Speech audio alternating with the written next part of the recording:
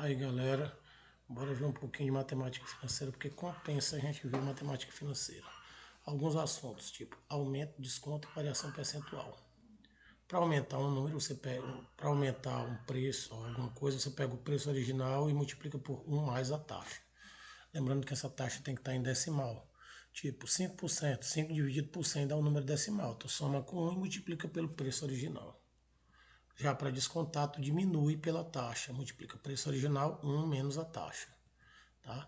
A variação percentual é, por exemplo, o feijão ele custava no ano R$ 5, ele aumentou para 8. Tá? Então tu pega o preço final menos o preço inicial dividido pelo preço inicial.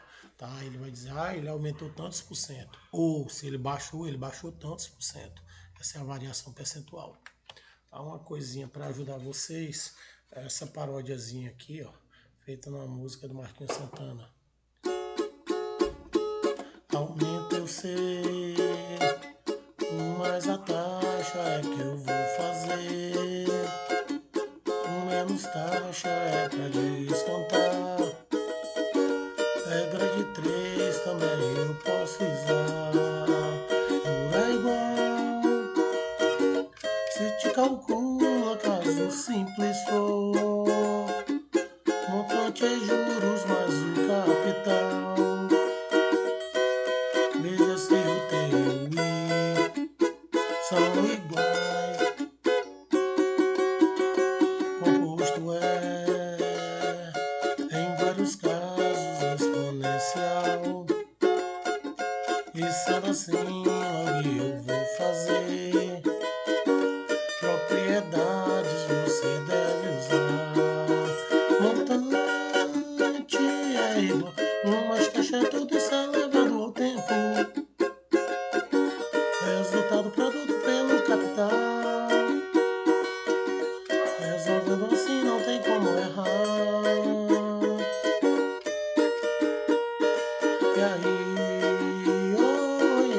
médias, os dados dividir por tudo. Mediana tem alguém no dado central. E a moda vai ser quem mais aparecer. Então aí, ó. Aí na paródia eu venho falando sobre o aumento, tá? Sobre o desconto. Eu digo que dá de fazer como regra de 3.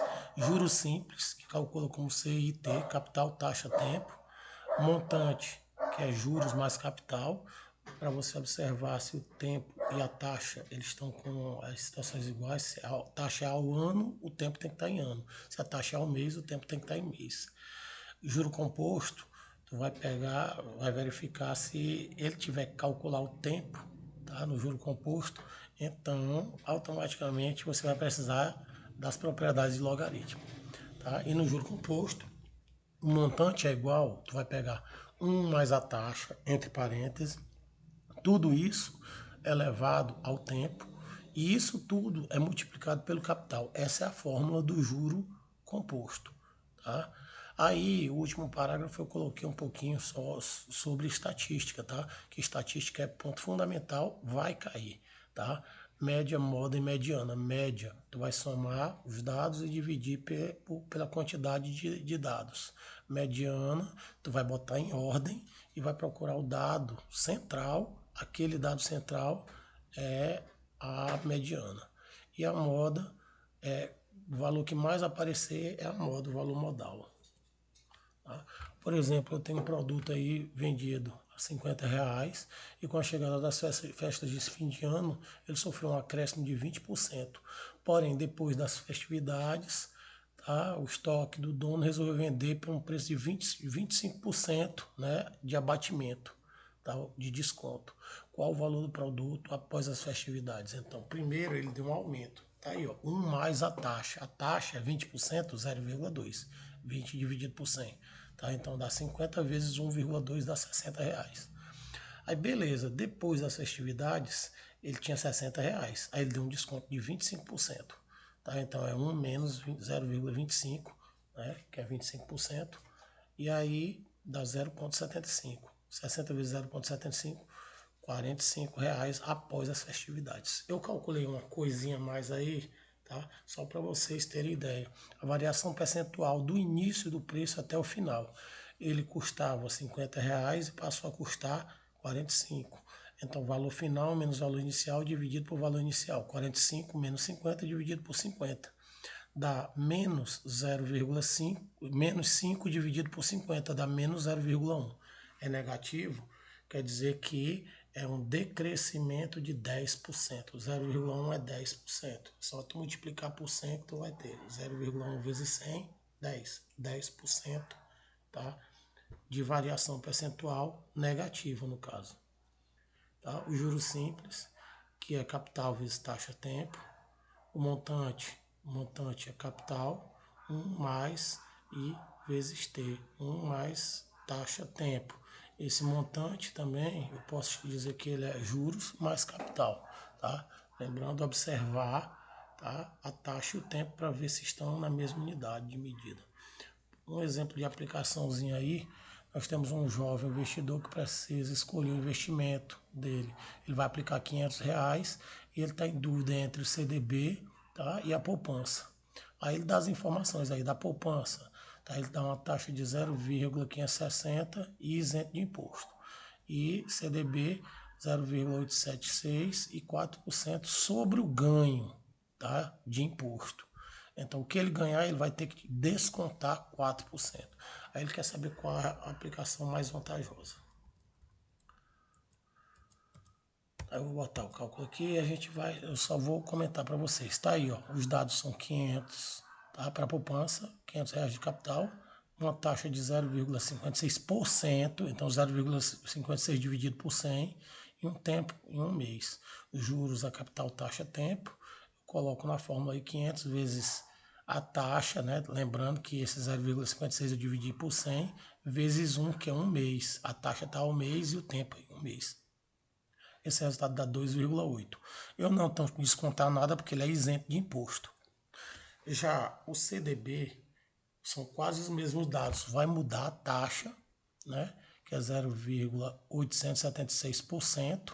Eu coloquei aí na mesma fórmula, tá? Deu 4,38. Só que é o seguinte, esse aí, ele tem um imposto. Então, eu tenho que descontar o imposto para verificar o que é que dá.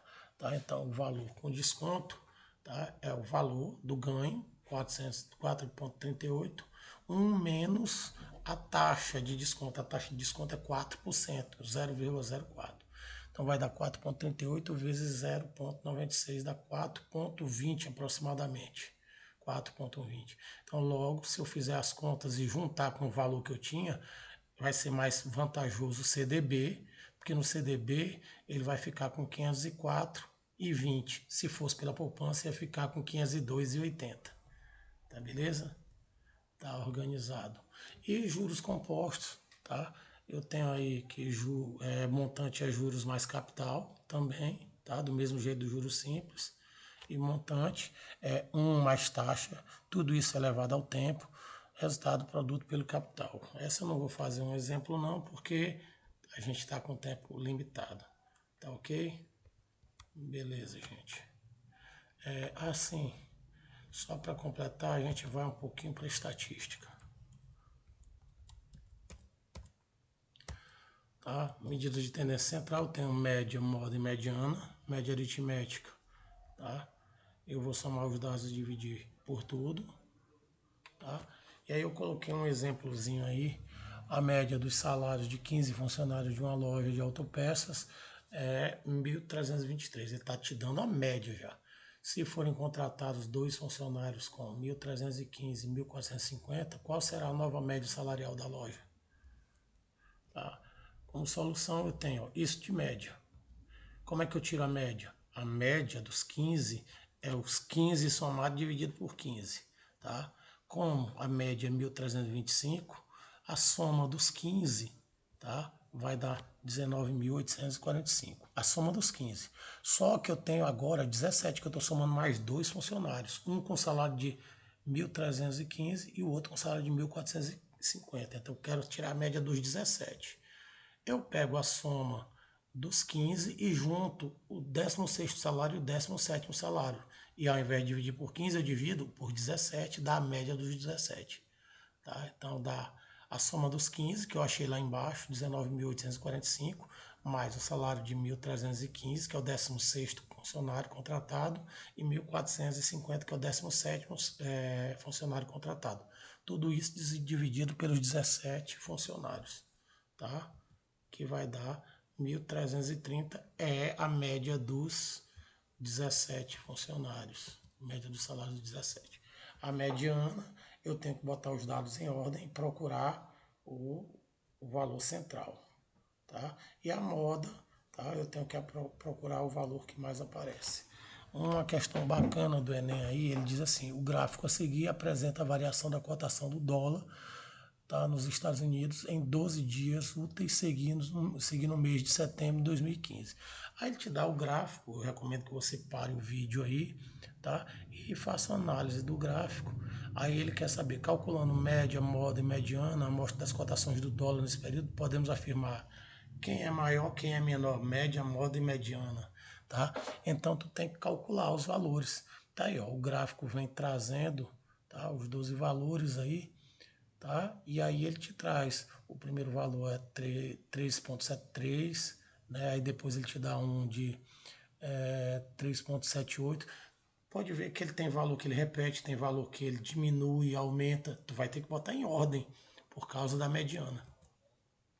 Tá? Então, eu digo aqui, ó, cuidado, a gente deve colocar em ordem na mediana.